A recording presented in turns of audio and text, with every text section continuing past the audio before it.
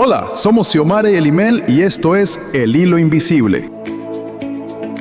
Un podcast hecho para parejas reales con historias, aprendizajes y consejos que les ayuden a reconectar y disfrutar más el camino juntos. Bienvenidos. Hoy, nos metemos de lleno en un tema que es crucial para cualquier relación, ¿no? La comunicación no violenta, la CNV. Exacto. Y tenemos como base un artículo muy interesante del psicólogo Elimel Luna Lizarazo. Precisamente. La idea es desglosar cómo este enfoque que desarrolló Marshall Rosenberg allá por los 60 nos da claves, herramientas para expresarnos sin herir, ¿no? Especialmente en la pareja. Claro. Y parte de una idea que parece simple pero es potente. Todos compartimos necesidades humanas fundamentales. Y veremos que la CNV no es solo, para evitar peleas.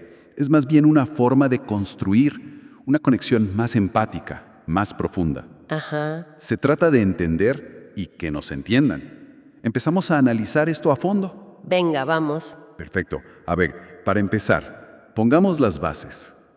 ¿Qué es exactamente la comunicación no violenta?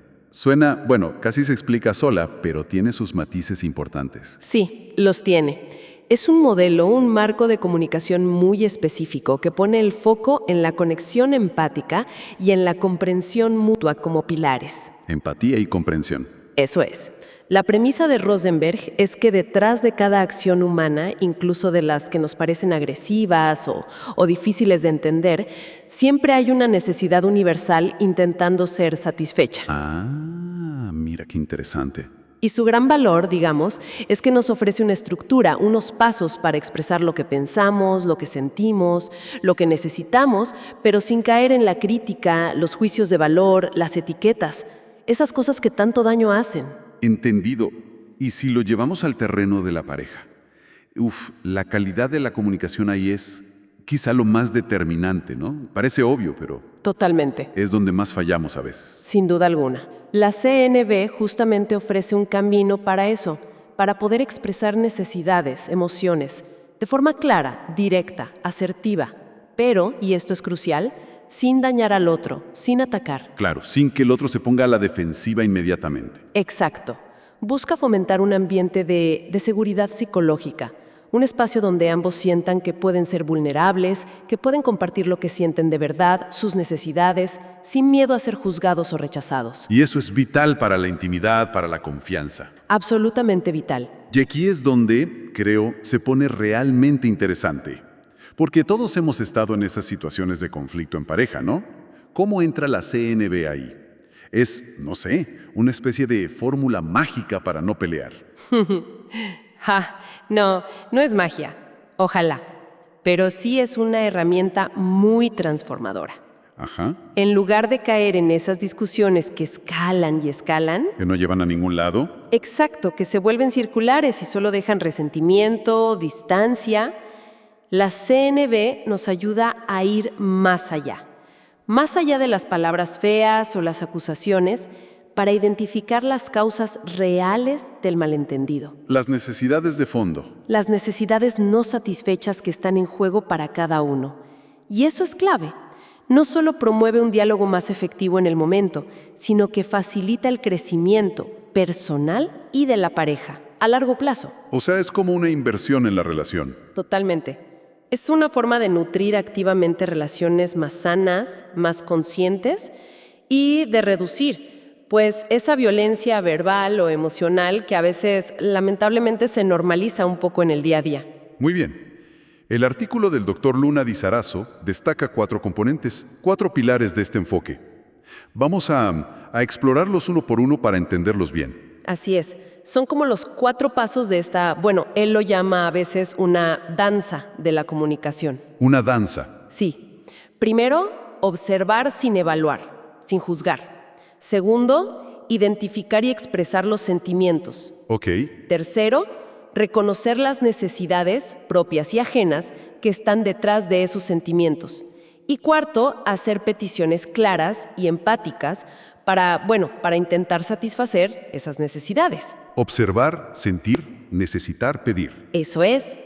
Y cada uno es crucial, se apoyan entre sí. Vale, empecemos por el primero. Observar sin juzgar. Esto suena más fácil decirlo que hacerlo, ¿no? ¿Qué implica en la práctica diaria de una pareja? Sí, es un desafío. Implica hacer un esfuerzo consciente, muy consciente, por distinguir entre lo que percibimos con los sentidos, los hechos concretos, observables, lo que grabaría una cámara, y nuestras interpretaciones, nuestras evaluaciones, nuestros juicios sobre esos hechos. Que mezclamos todo el tiempo. Todo el tiempo. Es muy fácil. Por ejemplo, en una discusión sobre, no sé, las tareas de la casa. Es súper común escuchar algo como, eres un desastre, nunca limpias nada. Directo al juicio. Exacto. Cargado de juicio, desastre y generalización. Nunca. Claro. Y eso, dispara la defensa del otro al instante. ¿Cómo sería una observación sin juicio ahí, según la CNV? Podrías decir algo como, he notado que los platos del desayuno todavía están en el fregadero a las 7 de la tarde. Ok. Es un hecho. Es una observación concreta, específica, verificable. No hay etiqueta, desastre, no hay generalización, nunca. Simplemente describes lo que ves. Este cambio, que parece pequeño, reduce muchísimo la probabilidad de que el otro reaccione a la defensiva. Abre la puerta a hablar de qué pasa, en lugar de empezar una pelea. Justo. Y conectando esto con lo que decías antes, en vez de saltar a «eres desconsiderado por no limpiar», la CNV nos invitaría a mirar hacia adentro, ¿no? Y conectar esa observación con nuestro sentir. Algo como... Como cuando veo los platos sucios en el fregadero por la noche, eso es la observación, me siento agobiado, ese es el sentimiento, porque necesito un espacio ordenado para relajarme, y esa es la necesidad. ¡Wow! El foco cambia totalmente, de acusar al otro a expresar mi experiencia. Exactamente. Es asumir la responsabilidad por nuestras interpretaciones y nuestros sentimientos, en vez de proyectarlos como si fueran la verdad absoluta sobre el otro.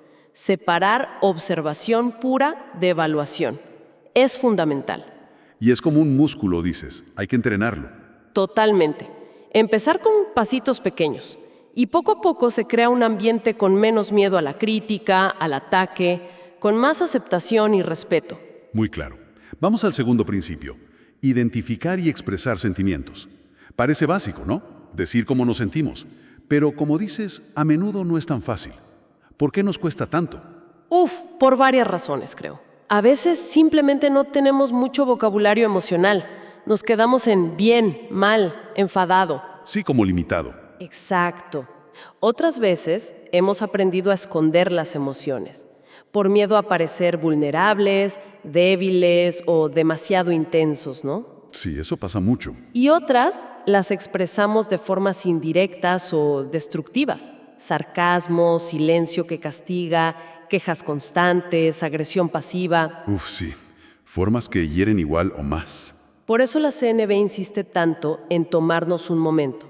Parar, respirar, mirar hacia adentro. ¿Qué estoy sintiendo realmente ahora?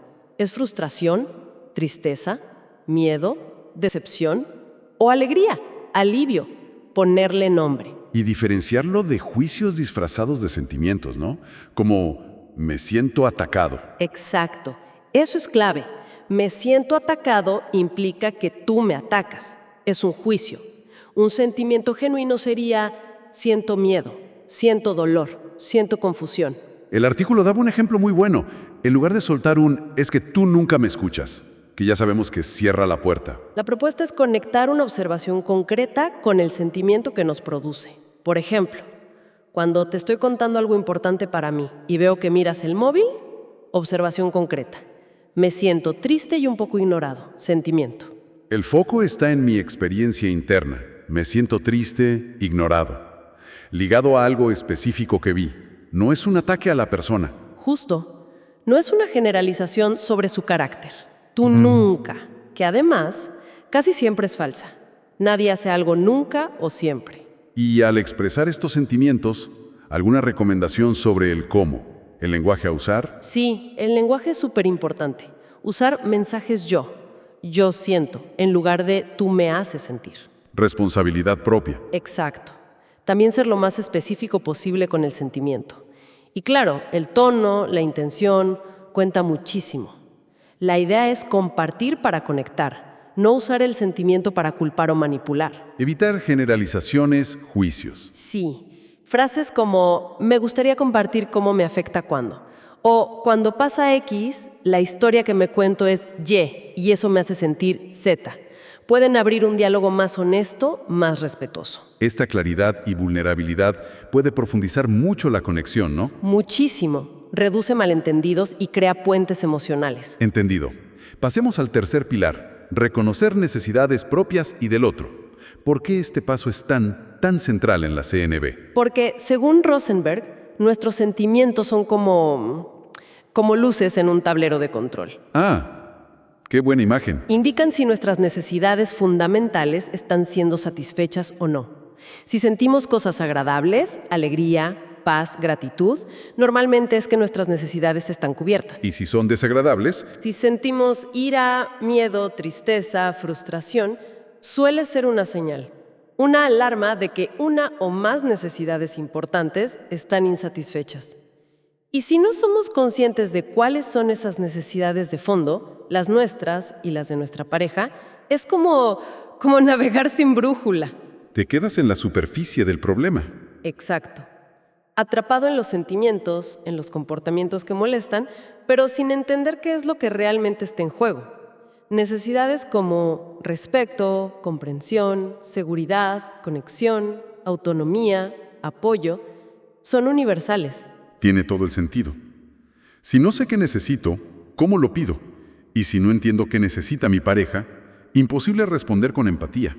¿Cómo podemos, mejorar en identificar esas necesidades? Requiere como una doble mirada, ¿sabes? Hacia adentro, autorreflexión. ¿Qué es realmente importante para mí aquí? ¿Qué valoro? ¿Qué necesito para sentirme bien? Preguntarnos, cuando me siento así, triste, enfadado, ¿qué necesidad mía no está cubierta? Mirar debajo del sentimiento. Eso es.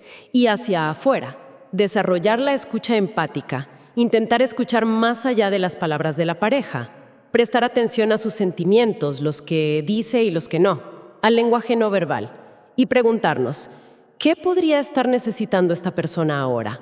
Incluso arriesgar una hipótesis. Sí, a veces ayuda. Decir algo como, me pregunto si necesitas un poco de espacio ahora, o parece que para ti es importante sentir que tu esfuerzo se reconoce. ¿Es así? Con cuidado, claro. Y aquí los mensajes en primera persona vuelven a ser útiles, ¿no? Para conectar sentimiento y necesidad al hablar. Justamente, porque permiten expresar la necesidad que hay detrás del sentimiento sin que suene a queja o a acusación. Siguiendo con el ejemplo de antes. El de sentirse ignorado por el móvil. Exacto. En lugar de solo me siento ignorado, podríamos añadir la necesidad. Cuando te cuento algo importante y miras el móvil, me siento triste e ignorado, sentimiento, porque para mí es muy importante sentir conexión y que lo que comparto te importa. Necesidad. Qué diferencia. Cambia totalmente el tono. ¿Verdad? Ya no es un ataque, es una expresión vulnerable de una necesidad humana legítima. Eso invita a la empatía, a buscar juntos cómo cuidar esa necesidad de conexión. Reconocer y validar las necesidades mutuas. Fundamental. Un pilar básico para construir algo sólido y armonioso. Aquí imagino que la clave es diferenciar bien una petición de una exigencia disfrazada. Exacto. Esa es la diferencia crucial. Una demanda, aunque la formules como pregunta, ¿puedes sacar la basura? Muchas veces lleva implícita una amenaza. ¿Una amenaza? Sí, de castigo o culpa si no se cumple. Y eso genera resistencia, resentimiento o como mucho que el otro lo haga por obligación, pero no de corazón, no por colaborar. Ya veo. ¿Y la petición CNV? La petición CNV es una invitación y tiene características claras. Primero, es clara y concreta. Dice qué acción específica te gustaría que el otro hiciera. No algo vago como quiero que me ayudes más. ¿Si no? ¿Estarías dispuesto a preparar tú la cena esta noche? Específico. Segundo, se formula en positivo. ¿Enfocada en lo que sí quieres? Sí. Sería. ¿Podrías, por favor, poner tus zapatos en el zapatero al llegar a casa? Y tercero, y esto es súper importante, es una petición real, no una exigencia. ¿Qué significa eso? Significa que estás genuinamente abierto, abierta a escuchar un no como respuesta, sin represalias. ¡Wow! Eso es difícil a veces. Mucho. Pero si el otro dice no, la CNB te invita a explorar con empatía sus razones, sus propias necesidades y a buscar juntos otras estrategias que funcionen para ambos. No es imponer tu solución. ¿Y dónde entra la parte de la empatía al hacer la petición? Entra al conectar la petición con tus propias necesidades y sentimientos. Y a veces también reconociendo las posibles necesidades o limitaciones del otro.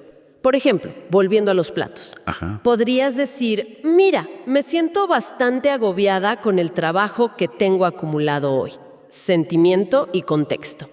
Para mí es importante sentir que colaboramos en mantener la casa y tener un espacio tranquilo por la noche. Necesidad. ¿Estarías dispuesto a encargarte tú de lavar los platos esta noche? Petición clara. Ah, claro. Al compartir el porqué, el sentimiento, la necesidad, la petición se vuelve más humana. Exacto. Menos una orden. Muestras vulnerabilidad, das contexto.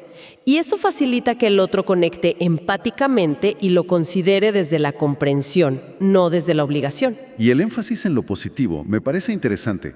No solo no hagas esto, sino haz esto otro. Precisamente, porque enfocar la petición en la acción deseada, poner la ropa en el cesto, en lugar de en la queja, no dejes la ropa tirada, orienta la energía hacia la solución, hacia la colaboración. Es más inspirador. Y menos acusatorio, reduce la defensividad y aumenta la probabilidad de que el otro quiera contribuir, porque se siente invitado a construir algo bueno juntos, no criticado por algo que hizo mal. Es un cambio sutil, pero muy, muy potente. Totalmente. El artículo también hacía conexiones interesantes entre la CNB y otros enfoques ya establecidos en psicología, ¿no? No es una idea aislada. Así es, y eso le da más solidez todavía. Varias corrientes psicológicas ofrecen herramientas y perspectivas que complementan y refuerzan los principios de la CNB. ¿Como la TCC? La terapia cognitivo-conductual, sí. Trabaja mucho en identificar y modificar patrones de pensamiento automáticos, distorsiones cognitivas, que muchas veces están en la base de la comunicación conflictiva. Por ejemplo, la tendencia a generalizar, siempre, nunca, a leer la mente, seguro que lo hizo a propósito, a catastrofizar. Tomar conciencia de esos patrones, como propone la TCC, es un paso esencial para poder aplicar el observar sin juzgar de la CNB. Claro, si mi mente ya juzgó, es difícil observar objetivamente. Exacto. ¿Qué otras conexiones menciona? También se refiere a la terapia racional emotiva conductual, la REBT de Albert Ellis. Ajá. Que se enfoca mucho en identificar y desafiar creencias irracionales, sobre todo esas exigencias absolutistas, los deberías. Como, mi pareja debería saber lo que necesito sin que se lo pida. Esa es clásica y genera muchísima frustración. Me gustaría que mi pareja fuera más atenta y puedo expresarle mis necesidades claramente. Facilita muchísimo una comunicación basada en necesidades y peticiones realistas, como dice la CNB.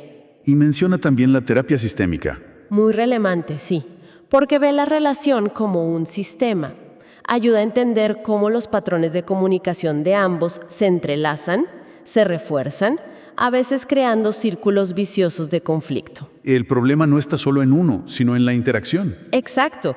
Y la CNB ofrece herramientas concretas para romper esos patrones e introducir una dinámica más colaborativa. Entonces, no es elegir una u otra, pueden potenciarse. Integrar principios de estas terapias con la práctica de la CNB acelera la mejora, sin duda.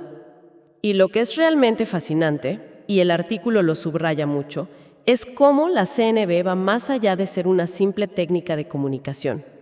Se convierte en un camino hacia una conexión más auténtica y, en muchos casos, hacia la sanación de heridas de la relación. Sanación. Sí. Permite que los conflictos, que son inevitables, dejen de ser batallas a ganar o perder y se transformen en oportunidades. Oportunidades valiosas para entenderse mejor, para crecer juntos, para reafirmar el compromiso. El texto contaba una anécdota de una pareja que ilustra justo eso, ¿no? cómo pasaron de peleas muy destructivas Sí, gritos, reproches, silencios hostiles, comunicación violenta pura y dura. a algo totalmente distinto al empezar a practicar CNB conscientemente. Dicen que eso, aunque costó esfuerzo y paciencia, Sí, no solo redujo las peleas, sino que fortaleció muchísimo su intimidad, su confianza, la sensación de ser un equipo. Es un testimonio del poder de cambiar el lenguaje para cambiar la relación. el artículo usa también una metáfora bonita, la del espejo. ¿Cómo funciona eso en CNV? Se refiere a que la práctica de la CNV actúa como un espejo donde la pareja puede mirarse. Al observar sin juzgar, expresar sentimientos y necesidades, escuchar empáticamente, cada uno empieza a ver más claro, no solo su propio comportamiento y su mundo interno, sino también el impacto que tiene en su pareja. Y viceversa. Y viceversa. Y este reflejo mutuo, si se aborda desde la empatía y la responsabilidad, permite hacer ajustes conscientes en cómo interactúan. Ajustes que benefician a ambos y a la relación. Entonces, la CNB no solo previene daño, Sino que activamente construye respeto, comprensión, confianza. amor. Refuerza los cimientos. Y si hay un hilo conductor en todo esto, es la empatía, ¿no? El artículo la describe casi como una danza o un río. Son analogías muy acertadas, sí. La empatía es el corazón de la comunicación no violenta, sin duda. Es ese esfuerzo intencional, activo, por conectar con la experiencia del otro. Intentar comprender sus sentimientos, sus necesidades, incluso cuando las expresa de forma torpe o dolorosa. Como una danza, requiere atención, sintonía. Flexibilidad, voluntad de moverse con el otro, no contra él, y como un río, la empatía permite que la comunicación fluya más suave, sorteando los obstáculos, los desacuerdos, los malentendidos y transformándolos en parte del viaje juntos. Un viaje que puede llevar a un entendimiento más profundo, a crecer juntos. Implica, como dice el texto, crear activamente ese espacio seguro, donde ambos sientan que pueden ser vulnerables sin miedo. Sin miedo a ser invalidados, ridiculizados, atacados. Es como cuidar un jardín, ¿no? La empatía es el agua, el sol, el cuidado constante para que la relación florezca sana. Exactamente esa es la idea. Y cultivar esa empatía implica desarrollar habilidades de escucha muy finas, Más allá de las palabras. mucho más allá. El tono de voz, los silencios, las expresiones faciales, el cuerpo, todo comunica.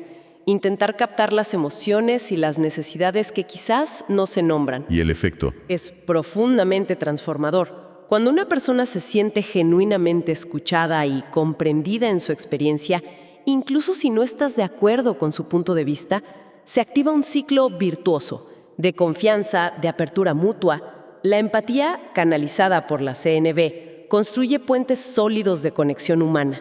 Reemplaza los muros de defensa, de miedo, de resentimiento, que a veces levantamos sin darnos cuenta.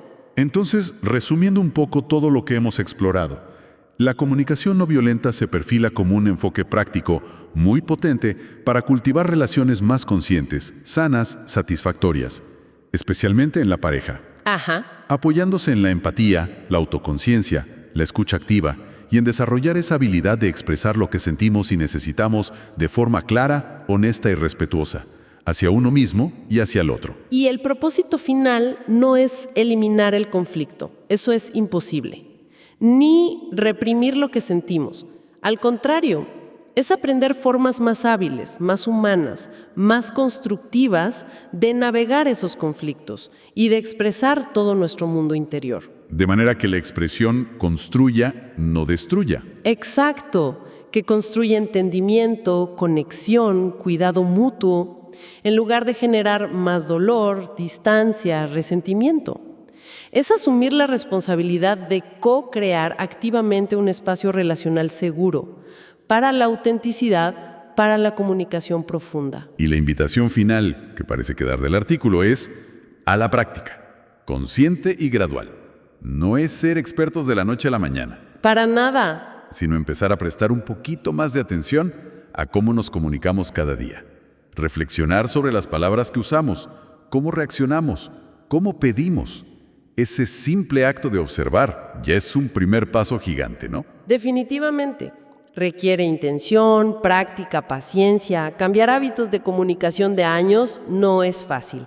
Habrá tropiezos. Seguro. Pero la recompensa potencial, mejorar la calidad de nuestras relaciones más importantes, construir vínculos más resilientes, más comprensivos, más amorosos, hace que el esfuerzo valga muchísimo la pena. Como dice el artículo al final de forma muy bonita, el amor también se construye, palabra a palabra, con las elecciones que hacemos al comunicarnos. Precioso cierre.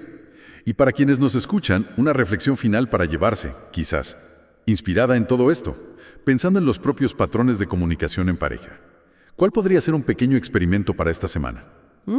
Quizás la próxima vez que surja una pequeña tensión, un desacuerdo, intentar conscientemente separar la observación concreta, veo que dejaste la taza en la mesa, de la interpretación o el juicio inmediato. Siempre eres descuidado. Solo notar esa diferencia. Solo notarla.